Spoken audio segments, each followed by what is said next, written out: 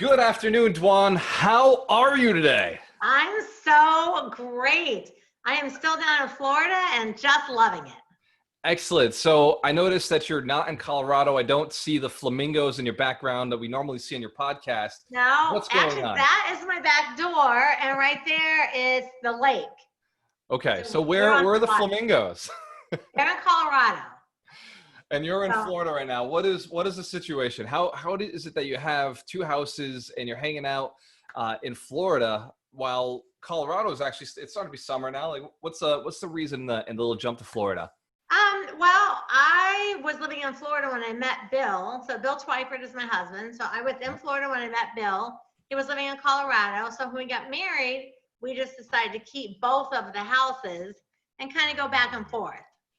So I like Florida better. So I tend to spend a little bit more time here. And he likes the mountains better. So he tends to spend a little bit of time. And then we have all the buildings in Iowa. So we have a place in Iowa too.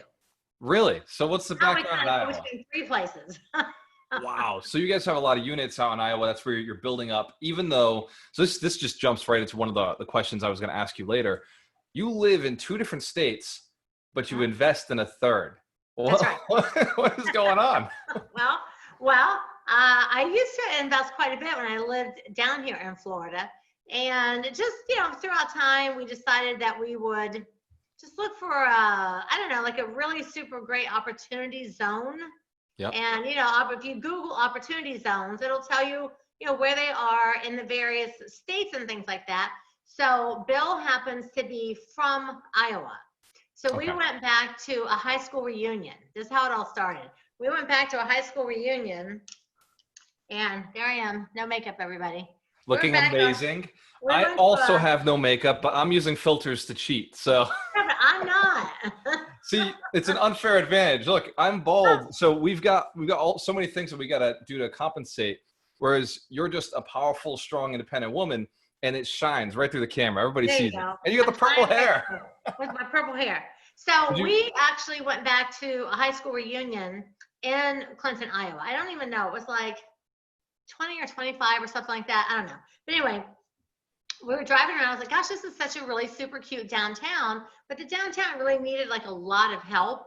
And so we just had talked about it kind of off and on for some years. And then all these opportunity zones started coming. And then we contacted the people in Clinton that Bill knew. And we found out that the actual it's only 3 blocks, the actual downtown section of Clinton, Iowa. It's just 3 blocks this way and 3 blocks that way. The whole thing is an opportunity zone. And they have just millions of dollars available for people to buy buildings and fix up your buildings and put in businesses and do things. So we started just putting everything into that, and kind of, we didn't buy the whole downtown, but most of it. But a lot of it, and that was kind of the call we had the other day. So you mentioned opportunity zones a couple times, and I know that many investors do know what they are, and that Bigger Pockets talks about the opportunity zones all the time. But for a lot of my listeners, they may not know what it is. What is an opportunity zone, and what drew you to invest specifically in this one? So opportunity zones are little pockets around the country. Usually the city is trying to do some kind of like a re-beautification or something to just basically they're just trying to bring back a section of town that maybe just got out of control or sort of got away from the city. Like in Clinton, it's right downtown on the river. It's the cutest town. And there used to be a gambling boat right there, like one of those little paddle wheel boats. Yeah. They moved the gambling way out on the other side of town, and literally nobody came downtown anymore. Everything, like a Walmart opened up out there, hotels, a giant casino, Applebee's, all this stuff like way over here. And this little downtown was just, I don't know, it was just gone. Nobody just went anymore. Nobody was there. And so opportunity zones, they offer you all kinds of breaks on taxes. If you own it, for longer than 10 years, you get insane tax breaks. And they have all kinds of funding available for things for the building, like roofs, windows, facades. They just have a ton of money that's available, then you don't have to pay it back. They're just grants are available to you. So we started looking in this town, and I'm from a town called West Milton, Ohio. And Yep. West Milton, at that time, it was not an opportunity zone, and Clinton, Iowa was. It's like, well, you get all these breaks, you get this, this, this, this, and plus we found buildings that had been sitting vacant that were, I mean, I can't even tell you how cheap, like so cheap, like you can't not buy them. Right. And so we bought one, and then we bought two, and then we bought three, and then we bought three more, and then we bought these two, and then all of a sudden we had 14. And these are not small buildings. We're not talking about single family homes. We're talking No. about big commercial properties. They're huge. One of them, I don't even know how big it is. It's one whole block is this one building. We own the whole block. Yeah. I went there, I was like, did we just buy this whole block? And he's like, I think we just did. So the downstairs is, the first floor is all retail, you know, nail and hair and shops. Then the second floor is all apartments. And then the first floor is office spaces for like, you know, somebody like an Allstate guy or something that might just need like an office space, but not like a street presence, like people like that. Nice. So we're in the process of taking the third floor as the people move out. We're turning those into lofts. Right. So, and there's a fourth floor, part of a fourth floor that used to be an old bar. So we're in the process of redoing that, making this massive deck that overlooks the river. And we're going to try and get a brewery to move up there. That is. I don't even know what happened. We were doing deals, we've been teaching, and then all of a sudden we have like a crazy amount of businesses that we just like, it's insane. Yeah, everything you've learned over time, you took it and you put it into this one town, and now you're attracting or just like putting life into the city. That was one of the things that attracted me to you guys. So I have a city that I love, you know, somewhat of a gateway city, and it has its fair share of opportunity zone where the city is looking to add value. Are you out there promoting the actual town itself and the city itself, looking for talent to come in to draw more business? Or do you think that there's enough talent within the community already? No. They need more help. So this is gonna sound really bad. You know how like sometimes you say something out loud and it sounds bad, but you don't mean it to? Yeah, is this real? So don't want to be real. God, you're gonna get hate mail over this. So you know how? So I'm from Ohio, and I'm from a really small town. Yeah. So you know how you have people that live in small towns that are kind of small town thinkers? Yeah. Let's just say small town thinkers. Iowa has many small town thinkers in the downtown with my giant thinking process. Right. And not everybody appreciates us down there. Absolutely. And so some people are like, how do you guys do? And I'm just like, listen, we're not trying to take over. Like, we just have these grand visions, and I don't have this space this big that's been there for 2,000 years, and you've never changed the carpet. This is what we do. So. Yeah, they're operating like dinosaurs, and you're like, here's a spaceship, and this is how things operate now, and it's better. I promise you. We have literally taken over. Like there's a thing. Oh my God, there's a thing called the Downtown Coalition. Yep. So all the people that own buildings and businesses, like you don't have to own, you don't have a business. They're all in this giant group chat. So they talk about, you know, what's going on, what's happening with this, and Bill and I are just hammering everybody all the time. So there's a few people that have like sort of asked us to not participate so much. But if you look at it, even though you just want two people, you actually are operating as if you're 14 or 20 or 30 people. So you should be in there just as much because you got so many products going. Oh yeah, just for ourselves, we put in a farmer's market, a clothing boutique, an antique mall. Like we're just, you know, there was a chiropractor. We're just filling everything up and building and moving. And other people are like, hang on, things are going too fast. It's like these buildings have been sitting here for 10 years. Yeah. Nobody did anything. We missed a lot. Shaking things up. I love that. And Dwan, like this is something you have fun with. Like this is something I can see you getting excited as you talk about it. It's super fun. So how did you get into real estate? I got to go back. Like, how did you get into real estate? How did you become like? How did you go from? Because I love your story. You gave it to us at the Boston RIA.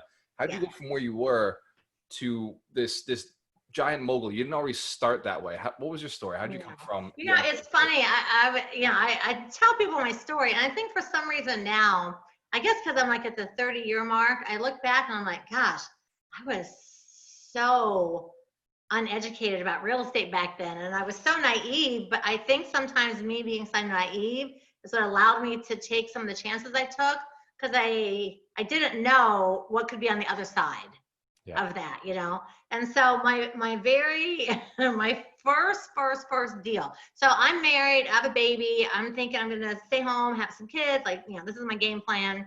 I've been fired from all of my jobs, including I was fired from Denny's. I used to work third shift. I worked 10 at night till 6 in the morning. And so that's like the night, that's all the drunk people, like that's the shift. It's like, how do you get fired in the middle of the night? They can't really remember how it was. I do remember walking out, looking back at that sign, and I'm looking at it like, it's like 3:45, and I'm thinking, who gets fired in the middle of the night like that, you know? But anyway, I digress. So anyway, so now my daughter's 8 months old, and my husband and I are going through a divorce. And I was like, gosh, you know, I don't really know what to do for work, because I honestly was fired from a lot of jobs in my 20s, like a lot of jobs in my 20s. And so I met some people that were real estate investors, and they go, well, we buy houses and we fix them up and we sell them. So me being so naive, what I heard is that they decorate houses and they sell decorated houses. And I was like, I can totally decorate. I'm going to do that. And that was it. I was just like, oh, I can decorate. Who can't decorate? I'm going to do that. So, I mean, it's crazy. So it was in here in Palm Beach County where I'm at now. So back then, of course, we did not have all the tools that everybody has right now. So I had to physically drive to the courthouse. I had to handwrite all the foreclosures and then use those map books. You know, I don't know if you've even seen one. The younger kids just look at me like deer in the head. They don't even know what it is. It's like, oh my gosh, it's this stupid book like this big with like hundreds of pages. At the Registry of Deeds, right? The big like encyclopedia size. Oh my gosh, it was a nightmare. Anyway, and I had to go drive to all these different houses. So I would just go, they just said, well, you know, you knock on doors and you just, people in foreclosure, and you just see who wants to work with you. So I'm like, okay, I can do that. I don't know, why not, you know? So I'm literally knocking on doors. I got a baby on my hip, and I'm thinking, I either have to make this work or I have to get a job and put her in daycare. So the funny thing is, I was actually not looking to become a real estate investor.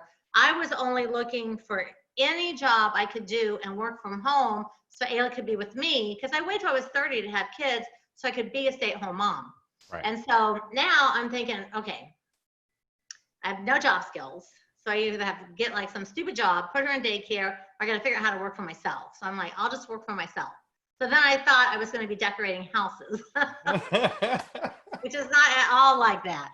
So then and the funny thing is, on my first house, so I'm door knocking, like 2 weeks go by and everyone's saying no, they don't want to work with me. And finally this woman, Barbara, she says, well, I'll work with you. And I just stood there and I was like, is she talking to me? Because she was the only one that even like invited me into her house. So we start talking, and I have no cash really, but I have a lot of credit cards. Right. And she's behind on her payments, and her husband had passed away, and she needed to be out of the house. So we made this basically a verbal deal on like a handshake and a hug, that she would move out and I would move in, and I would fix the house up and I would sell it and we would split it. No way. My first deal. So, and I only have a sales con, I have nothing in writing. No kidding. I look back now and I'm like, oh my God, I would kill one of my students for doing that. Right.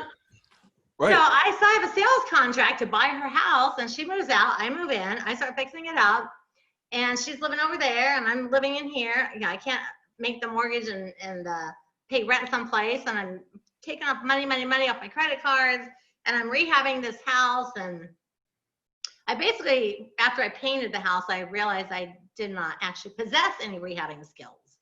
So I had, I put it in carpet. I painted the house. I had some custom made blinds. I put a bunch of plants in the house, and I was like, gosh, this house needs so much work. So I started going to Home Depot, and I would literally go take it like a Home Depot class. Like I took the tile class, and then I went home and I tiled the kitchen. And then I took another tile class, and I tiled the bathroom. And then you know, I took classes, and I literally put this house together piece by piece from Home Depot. Yeah, I did the same it. thing. So. And there was no YouTube for me to watch how-to videos. There was nothing. I had to literally learn how to do all of it myself. So I learned about plumbing and wiring and putting in toilets. And when Aya would be sleeping, I'd be putting kitchen cabinets together and making screens. And I did it. I've done every single thing on a house. I was thinking about this the other day. The only thing I've not ever done is I've never actually put tile on a roof. That's the only thing I think I've not done. And that I'm not afraid of heights at all, but I have a little bit of balance issues with my ears. So when I'm up someplace high and there's like nothing to hold on to, I'm sort of wobbly. So I think I've just never thought about working on a roof. So I was thinking about this the other day, like, what have I not done into a house? I thought, I think the only thing I can think of. So now I'm going to have to lay some tile, probably on one of my buildings, because I cannot have a section I have never touched before. So I think roofing is the only thing I've actually never done. Wow. Well, get it out of the way sooner than later, because it doesn't get any more fun the older you get. So I've got 14 buildings. I've got like 3 buildings that need roofs. So I think next time we go, I'm like, you know what? I got to work on the roof for at least one day and get some pictures. So I can say, see right there? Did a working roof. on roofs. I love it. It's there's an investor who told me once, he said, I said, hey, what do you think? Like, should I do the roof myself? And he just looked at me deadpan and said, Walter, we're real estate investors. We don't do the roof. That's what roofers are for. That's right. That's why we bought the house. They roofed the house. There's a difference in the trade. Right. And also when I first started, I just didn't know. I was so naive. And again, I think being naive was actually a blessing in disguise. Because if I knew all the things that could go wrong, I don't know if I would have just jumped in. Right. Thinking I was decorating. So there were no RIA groups yet in South Florida. So I didn't have a RIA group. There was, we had to use the newspaper. Like, we had pagers. We didn't even have pagers. Pagers came in the 90s. Wow. Like, I hear these kids that are like, I can't find deals. I'm like, oh my God, I just want to kill you. You've got GPS. You've got everything online. Everything's at the courthouse. You have faxes, printers. You have everything. You have a cell phone that you sleep with and wake up and answer in the middle of the night. Everything's right there. How can you not work things out? Right. The deals are so, and I teach a class called Get the Deal. And like, I've gone back and I've talked to older real estate investors who've been in this, and they took me to the registry of deeds. They showed me like, yeah, that's how we used to search. What we do now is we just download an Excel spreadsheet and you send to somebody else. Somebody else gets you the phone numbers, and then you drop it into a system that automatically starts dialing for you. And it's like, how could you not get a deal, right? I had none of that. We had none of that. We had to actually, the more recent foreclosures, like people that were, I don't even know, maybe within like 90 days or so of the actual foreclosure sale, you could just open up like a manila folder. Like they would just hand you a stack of folders. And you couldn't take them, you had to write it all down. So I had to write everything down. And we didn't have, you couldn't just take a picture and go, oh yeah, let me look at that. Right. We had those disposable cameras. When people tell me they can't do it, I'm just like, oh my gosh. Like, go back to when I started. So, and if you wanted to really check the deed on something, you had to use that microfiche. Yep. That was a whole thing in itself, learning how to do that. So. I love that. Gosh, I've had to do my own title searches, and I had to teach myself how to do all this stuff. Luckily, up at the courthouse, there were some really nice women that worked there. Still now, I'm sure, but they would kind of help me and say, well, I can't give you this file, but you can get this information, because they knew I really wanted to help people. Like, I had a heart for that. But my first like 5 deals, it is amazing. I made any money at all on these deals because all the paperwork, everything was wrong. Wow. All of it. And like, thank God you did, because like if anything went wrong at that point, it probably would have kicked you out of the game early on. Oh yeah. But you survived those first few deals, and that gave you a lot of confidence, didn't it? Yeah, it did. They opened up a real estate group here in Boca Raton. Nice. It was the very first one in South Florida, and still in business actually. It's called the Brick, I think. Yeah, I was on Brick a few weeks ago. Yeah. So David Dwan. Twyford, yes. That's right. So he opened the very first RIA group. So again, back in those days, and I'm not trying to like age myself, but I think I just want people to impress upon people that with the little bit of knowledge and skills I had, I'm sitting here right now talking to them, and they have everything at their fingertips, including you and including me. Right. When they say they can't do it, I just want to smack people. It's like, but you have Walter, you have me, you have people right here with years, decades of experience. Absolutely. And not so easy. So anyway, David Dweck, again in the newspaper, there was an ad, everything was in the classified section, real estate investor meeting. And I was like, hey, I'm going to go to that. I didn't know there were any other real estate investors other than like the people I'm meeting. I'm meeting people at Home Depot and, I'm finding people. And there's like 80 people there. And I walk in this room, I'm like, oh my God, look at all these people. So I'm asking everybody, what do you do? What do you do? And they're like, oh, I'm a landlord, I rehab, I wholesale. And I'm thinking, oh my gosh, there's like more than me, more than the 5 people I know. There's a whole team of people here. Yeah. And then a couple other RIA groups opened, and then I ended up opening a RIA group up here in West Palm Beach. Yep. So, and I opened the RIA group really before I knew a whole lot about investing. I just wanted to have a place where investors could come and we could all sort of teach each other. Right. So even in my very early stages, I would tell people, listen, I'm telling you, if I can do this, I swear to God, you can too. So I would just start teaching people. Like 3 years in, I would do little tiny workshops with like 15 people, and I would just teach them what I was doing. Like, hey, listen, I don't know a lot, but this one I know, and I know if you do this, you can help people. Because I'm starting to see the foreclosures. I'm seeing all the distressed people, and I'm like, wow, we need more people to be doing this. What year was this? This is 2007? Honey. Or was this the previous ones? This is 98? Let's go back to like 93, 94, 95. Stop. Yeah. And see, look at me. I am still just 29. You look 29. In fact, I look older. You have more hair than I do, so.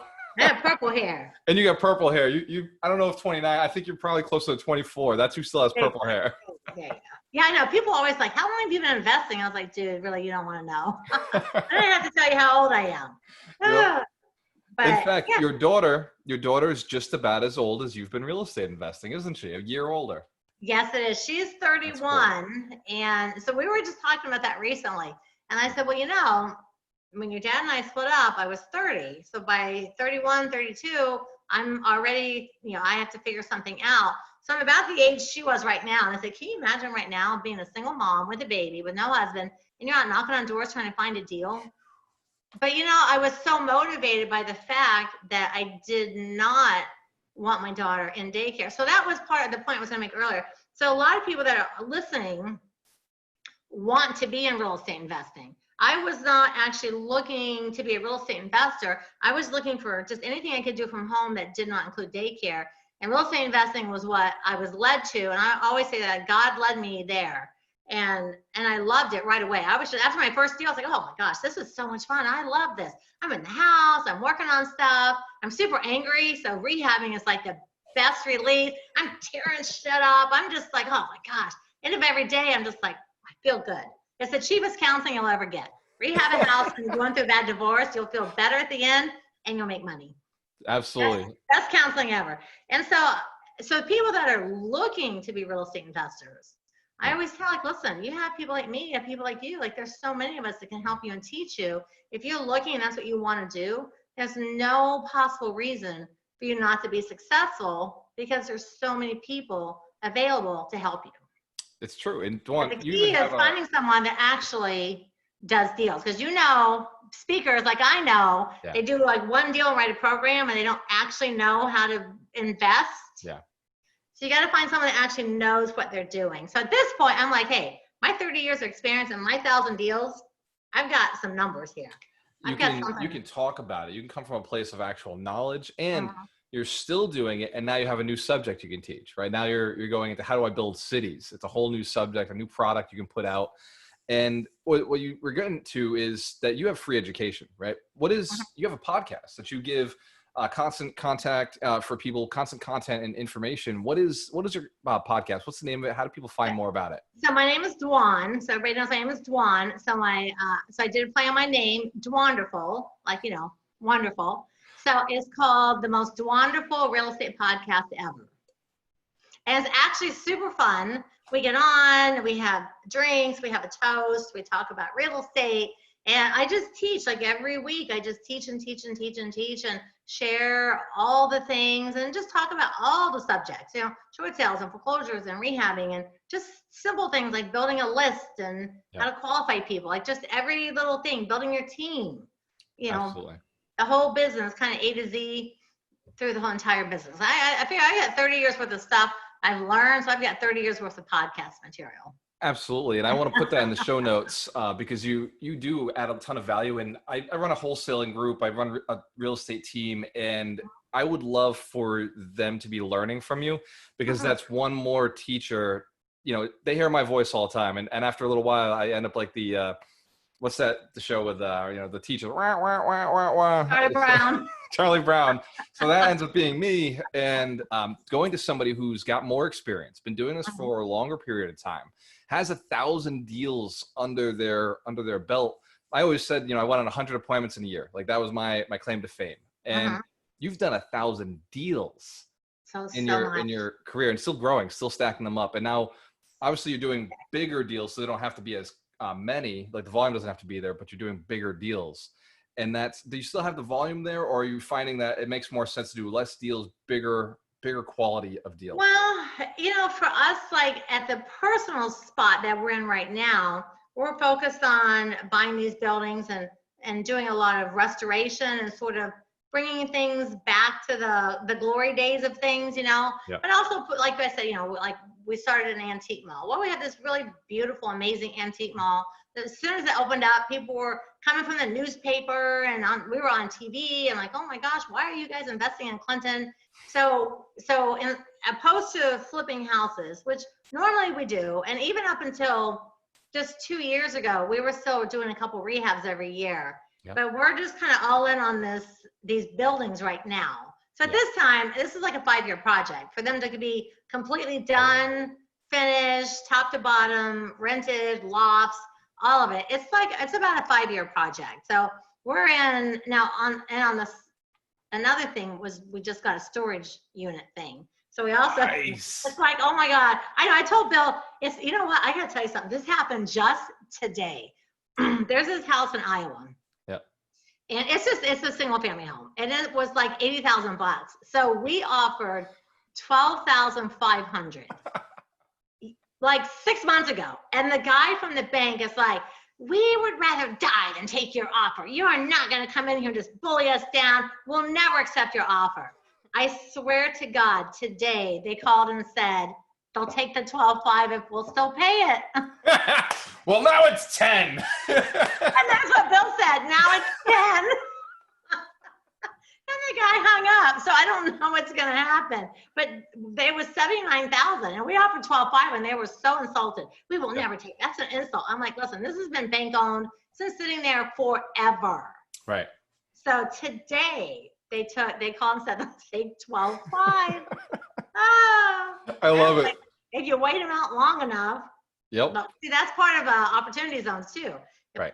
You know, if a lot of people don't know and people aren't buying and something sits for too long, they're really, the city and the banks are really incentivized to get rid of properties because it's part of this, you know, this movement to bring the downtown back. So they really have to kind of keep things moving. And they do. I'm familiar with it because here in the city in Fallbrook, we have a department called Community Development, and their role is to make sure that the bank is moving property along. They don't just hold it. They'll put a property in a receivership and actually force the bank to sell it at a rate, and then have the property actually renovated and managed. And it's one of those deals that cities are like, if you're an investor not taking advantage of it, you're missing out on opportunities. And I know everyone's like, oh, the commercial market's going to crash. You know what? Listen, if commercial properties get cheaper, that's just better for us. That's because it's like, I'm thinking, I hope they get cheaper. I mean, my goodness, I'd like to buy things for half what I'm buying them for now. And I got good deals anyway. Right. So I'm thinking, I hope they go cheaper. Now, does that mean my value of my building's going to fall? It might for a year or two, but even if it does, it doesn't matter. Everything is rented. It brings in tons of cash flow. Right. So if the value of the building goes from 500 to 400, it doesn't change the fact of how much it brings in. And when it's all said and done, it could be worth $2 million. And you've got this, and I think that you bought them so well that it doesn't even matter. I think that It because of the doesn't way you matter. bought them, it's probably not going to go under value. And even with the renovations you're putting in, you're getting the cash flow. Mhm. And like, yeah, we do see that, commercial's going to get beat up, but I don't think it's going to go away. I think it's going to change. And what you're doing is you're getting rid of office space. You're putting lofts. Intelligent, right? You're Exactly. you're That's what putting we're what the doing. city needs. That's exactly what we're doing. The office space on the third floor of one of our buildings, we got all the people and we're changing them into lofts. But now they're office built. It's a commercial building, so the ceiling has like those, those old ceiling tiles, Mhm. like with the metal and the little things. When you take those off, it's all Yeah. like a loft up there. So we're No way. painting the ceilings black and leaving all the pipes exposed and making Yep. these like super cool lofts. And we have a waiting list a mile long of people that are waiting to get into our buildings. So, Yeah. Wow. Yeah, so Dwan, we're fine. that's Yeah, wonderful. I like I it. know. I said, can we rename the town Dwanderful? If you buy enough, I think you can. I think that gives you voting rights. I know. I said we should call it Twyford Town. That's what Bill and I said. Let's call it Twyford Town. They're gonna have to name at least a block after you. I mean, there's already a block that you don't have much of a choice if you put on the side of the building. Well, we were talking about renaming a couple of the buildings. Like one is a building that was I don't know, it was a furniture store or something that was there for like 25 or 30 years. But that's Yeah. not the name of the building, but that's the sign up so people know, like the banner building. So you Yep. say the banner building, but if you just say, oh, it's the farmer's market, they go, where's that? Right. Well, it's on the corner. Where's that? It's the banner. Oh, the banner. Why don't you just say that? Right. So it's like, okay. So do we train the next generation that this is the new name of the building? Mm. Or we just keep it the name that it is so that the people that are going can find it. So we've Well, got a couple buildings that we're thinking about renaming. in line with your mission, in line with making America great again, making Iowa great again, I would say go to the guy who knows. Trump puts his name on every building, and you have to That's figure it out. exactly what I told Bill. I said, listen, Trump puts his name. If he bought that little ratty house for 12.5, he put his name on it. I said, That's let's right. just put Twyford on everything. Just Yep. giant Twyford on everything. That's exactly what I told Bill. That's right, and Said, it screw that. raises the Keep value of the putting town. people. Hell This is yeah! the Twyford building. This I way, said, all of your students are going to go to Twyfordville so that they can see the Twyford buildings, right? that's it. And I said, if you change it for the first, 2 years, people will be where. But eventually they'll get used to seeing the giant glowing billboard that says Yeah. Twyford on it. Because you can Yeah. see it from the bridge. Like coming across the bridge is this giant 20-foot tall sign. So let's just put Twyford on there and people will learn, like, that's Twyford Town. That's where people want to live. That's where the lofts are. They're going to call it the new Twyford building. That's what it's going to be, and they'll say it's the old Banner building, the new Twyford building, and they'll handle the transfer for you. They will. And, it only takes, I know it's been like that forever, but the people downtown are new and they're younger and they don't know the old downtown. So they Right. don't know. They come down and go, oh my gosh, look how cute. There's an antique store. They think it's Yeah. cute. They I don't love it. remember it from the day. So just change the name and in 2 years, everyone will just know the new name. So see, I love I'm it. with you. So you have to tell Bill, listen, change Yep. the name of that building. So I'm going to get Bill on a podcast, and on the podcast, I'm going to pressure him to change the name to the Twyford building, all four sides. I'll get him on here, and we'll handle this for you, Dwan. It's our own little project. There. So we He's have not a going to see personal this. project. This is our Okay, first project. Give We'll me a put a high five up there. We have a personal project. we don't need contracts. We're doing it old Dwan style. Just a hug and a handshake. That's it. That's it. I love it. So, Ah, Dwan, where are you going now? So I know that you're working on this building, but you've got a ton of coaching and training. What is your mission with all the people you're coaching and training, and why do you still go out and do these events for the National RIA? What is your mission there? well, after you've been doing something for such a long time, like, initially you start off, you're doing it because, it's easy or convenient or you're making money and you're building whatever. And then at some point you're like, okay, well, you can only just like build so much stuff and have like so much before you are like, okay, well, I don't know, maybe the deeper meaning of life or something. I don't know. So for many years, like since I started teaching, I really always loved teaching people. Yeah. And I think the older I get and I see my kids coming up into their 20s and their 30s and my nieces and nephews are rolling up on 40, I'm like, man, they all just need to know how to do this instead of having that job that they all hate so much.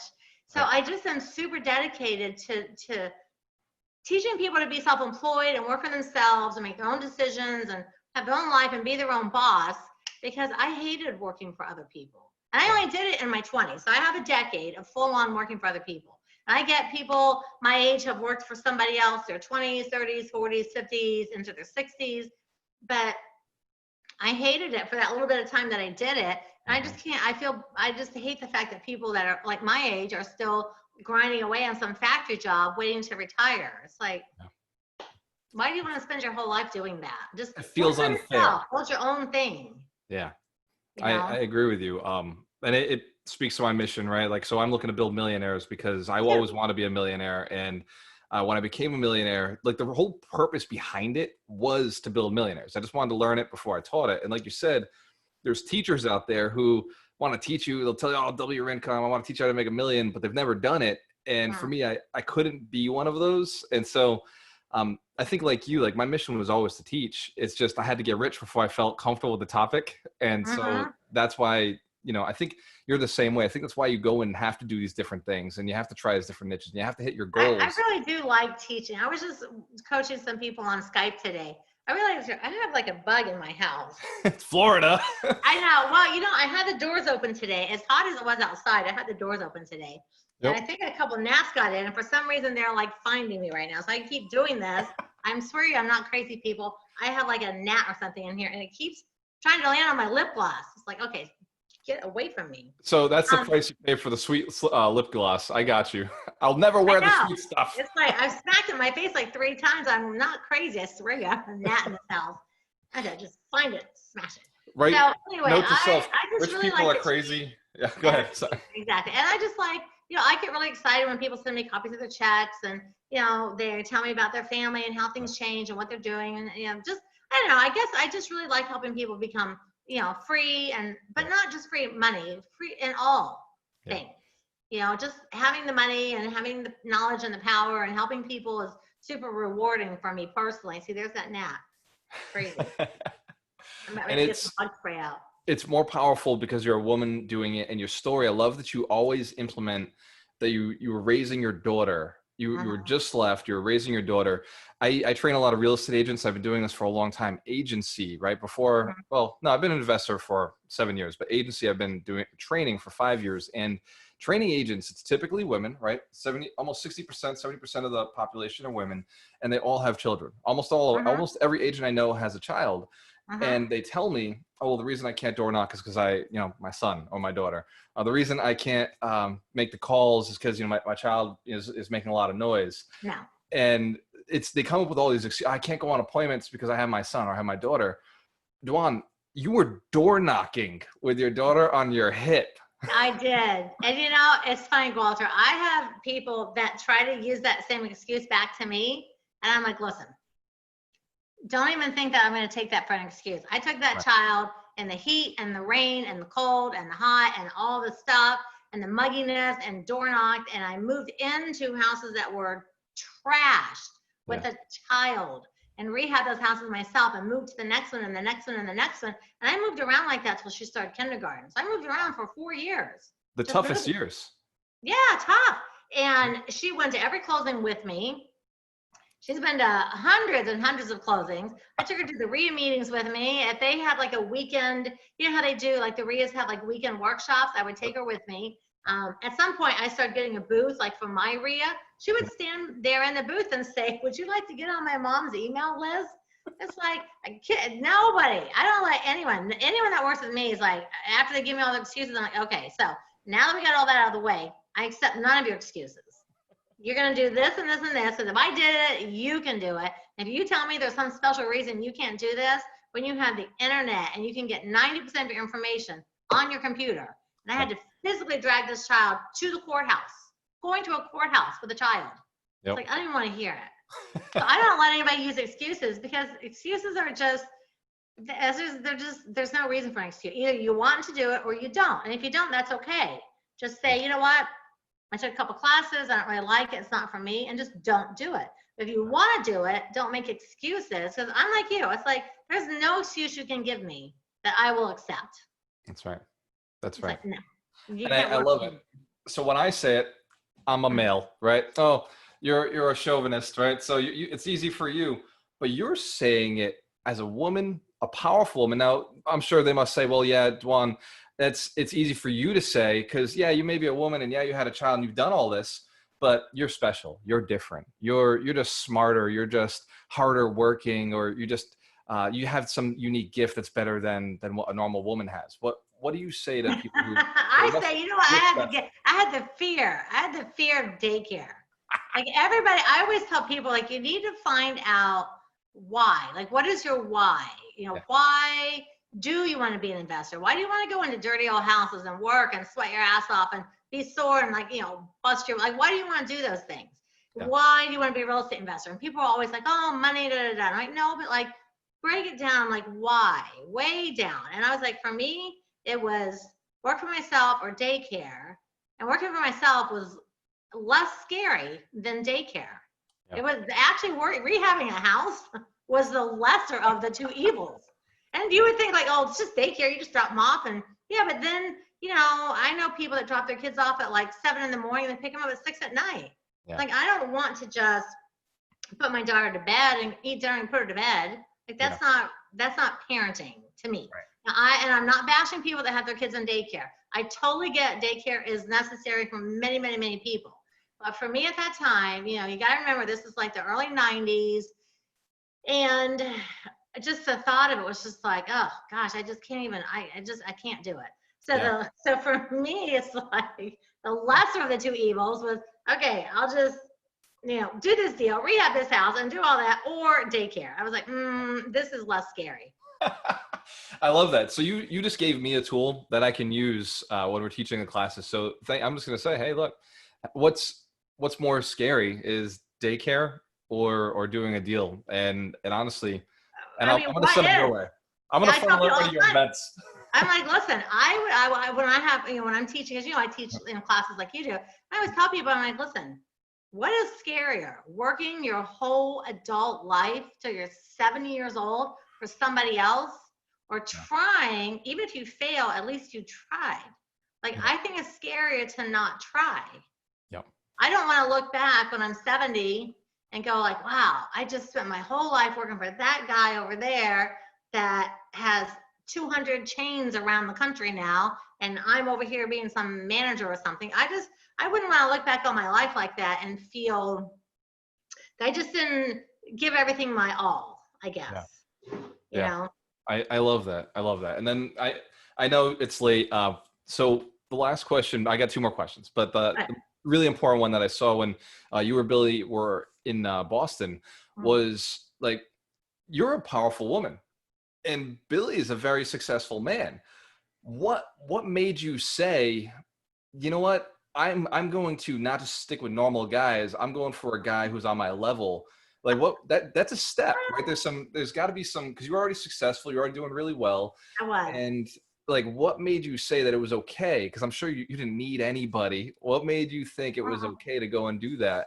You know, And it's so funny. Yep. I had this house that I'm in right now. So I had moved around a lot, and then this subdivision became available, and it's on the lake, and it's the very last section of the lake that they were ever going to build. So I'm like, okay, I'm going to actually have a house built from scratch, get all the little things I want in it, and it's on the lake, and you know, this is where I hang out. So I already had my house, I had a boat, I had a bunch of rentals, I've got a car, I've got a convertible. It's like, I have all this stuff. I've got rentals, I've got my own business, I'm all doing good. And I always had this rule. I worked with a partner down here. And so she and I always had this rule that we would never date real estate investors.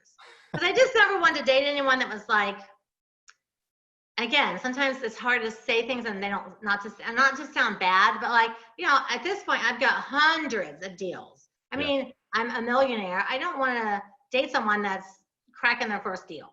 Like, I just don't want to talk about real estate all the time. And I don't want to train my spouse. Like, I just want someone that's got his own thing going on. Yeah. So Ayla was 13 when I married Bill. So I was a single mom for a super long time. Yeah. And I just had that rule. I'm never going to date investors. I'm never going to date investors. So now I'm speaking in Colorado for Bill Bronchak. Okay. And you know Bill Bronchak and the care. Okay. Anyway, so I'm speaking for Bill. He owns the Rio Group of Colorado. Okay. And my Bill Twyford is there. And I'm thinking like, too bad I don't date real estate investors. Because he was super good looking. I was just like, I saw him and I was like, oh my God. Because he's really tall and he's got like that ponytail and he had on the suit, cowboy boots. And I was like, oh, God, this guy's so gorgeous. But, you know, I don't date real estate investors. So now we start sparking up a conversation and there's a clear mutual attraction. But he's talking and he says he's done like 550 deals. So I'm thinking, okay, so this guy knows what he's doing. And he works with the Mike Ferry organization. You know Mike Ferry, right? He teaches real estate. The sales So training. Bill was one of his panelists and he was coaching real estate agents. And I was like, okay, so he's coaching, he's teaching, he's doing houses, he's good looking, he's single, you know, maybe I'll consider like a date. And like 4 days later, we were already making plans to get married. That's real estate investors for you. All right. Well, this is nice. I see the foundation's firm. Just did the home inspection. Everything's good. Let's put a ring on it. Let's sign some paper. No, he's like, well, let me check your title. I was like, dude, I've been single for 13 years. Let me check your title. Nope. I love this. So we ended up, getting married. And of course, we took, what he was already investing. So he had been working in foreclosures for, I don't even know, maybe 3 or 4 years already. Yep. But he'd been an agent. At some point along the way, he was like the #2 agent in the country. Wow. With, I should know this. I can't think of it. You'll have to ask him. But he was like the #2 agent in the country. So he's a super go-getter. And so I really liked his like go-getter, attitude. And of course he liked me being like a strong businesswoman. So it was just really perfect. So I took, and he's really strong in his language skills and his neuro-linguistic programming and all the scripts he learned with the Mike Ferry. Yep. And I was not strong in that section. And I was really strong on flipping and short sales and that. And we both had a pretty good rehab experience. So we were pretty evenly yoked, I guess would be the right thing. Yeah. And there you go. Now it's almost 20 years later and we bought a town. So this is what happens when real power couples get together. Everybody says they're a power couple until you look at somebody who buys a town, right? Exactly. I know. I'm like, okay, let me see what you got, power couple. Let me just let's just stack the cards here and let's talk about this for a minute. So we've just been, I don't even know, like, we speak and we teach and we travel and we've got a RIA in Denver. And so I think after, like I was kind of saying earlier, I think you get to a certain point where you're like, okay, my business is sort of running itself. What do I really enjoy the most? Yep. For me is teaching, and I still really like to work with homeowners directly. Yep. And I really like that. So I keep like those two pieces of the business, and we do that. Like our buildings, we bought all of our buildings, not all, we bought most of them from people that were selling. Yep. And they were older, retiring people. One lady was like, 87. She's like, I just need to get rid of these buildings. Like we bought them from, people that were just ready to be done, but we still worked with them and, gave them fair values and prices, and some of them are on payments because they need the income. And so even it's a different kind of homeowner because, they own buildings, but we still were able to structure the same kind of thing, just a little bit grander of a scale. Right. Absolutely. So everything you've used and learned over time, culminated, practiced, you found the right partner to complement you, and then moved into a project where now we say every level has another devil. The devil of this town is like, this is no big deal. We'll handle this, because nobody else was doing it. Nobody else could handle it. Nobody. And it's funny because after we bought like the 10th building, we were sitting down for dinner one night and I said, think about what we just did in the last 12 months. I said, who do you know that literally just buys a town and doesn't even, like, we didn't even consider the option that we wouldn't turn these buildings around, we wouldn't be successful. I said, we just like bought all these buildings without even giving a second thought to the fact the town might not turn around, or what if. We're just like, okay, we're going to do it. We're going to make it happen. That's what we do. So who does that? Twyfords, that's who does it. That's why the building is named Twyford. Having those conversations like, okay, like 2 more buildings just came up since the COVID thing. I was like, well, okay, now one is that little house, but there's another building, a really super nice building that now they're offering for us so cheap. It's like, okay, well, no, where do we stop? Right. It's very hard because I think we just keep buying. You built up the momentum, and now the city just knows, to send it to them. Right. They do. The banks call us, and now it's a little tiny bank right there in town. and they're like, hey, we have these couple buildings and we'll give you full financing. You just take them over and make us payments. And we're like, well, okay, we could do that. Sure. Like, why not? And once you get the ball rolling, people, they all want to jump on. The thing is, people want to jump on when they see what you're doing. It's the people that work with you when you're not buying the town, when you're buying the building, or when you're still a new investor. It's the people that help you when you're not at the top that really count. Because right now, everybody in town wants to sell us stuff. But 3 years ago, the bank didn't want to give us any money.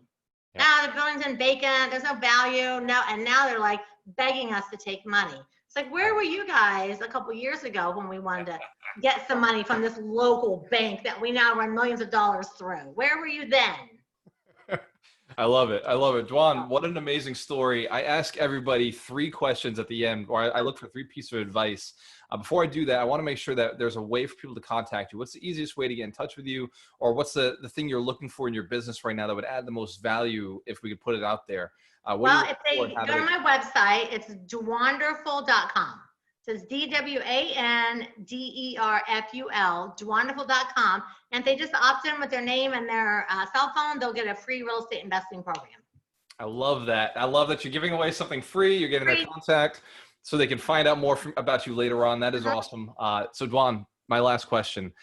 What are the 3 things you would give yourself if time travel was possible? You go back to the 20-year-old Dwan. What 3 pieces of advice would you give yourself, a 20-year-old version of you? 20-year-old version, I would say first, don't do drugs. Good start.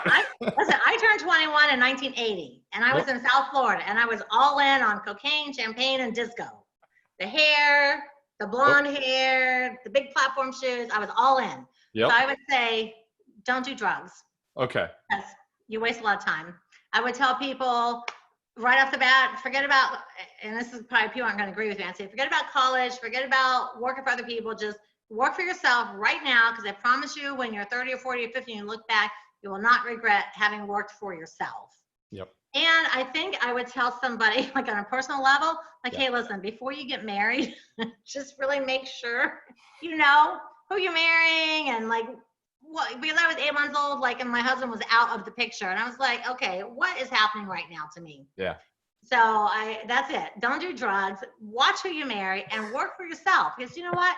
Any day working for yourself is better than even the worst day. What's that saying? The worst day of working for yourself is better than like the best day at a job. Yeah. You're working for yourself, your family, your bloodlines, your generation. Yep. And you're free, So I don't know. I wouldn't give up my freedom for anything. No, I love that. That's one commonality that I see between all entrepreneurs is we do it for freedom, right? There's that saying, we work 100, we'll quit a 40-hour job to work 120 hours, but there are 120 hours. Exactly right. And that's so true. I used to move into those houses, and I'd be living in the rehab. So, you work on it all the time. And, Ada's little, so she's at like 7 o'clock at night.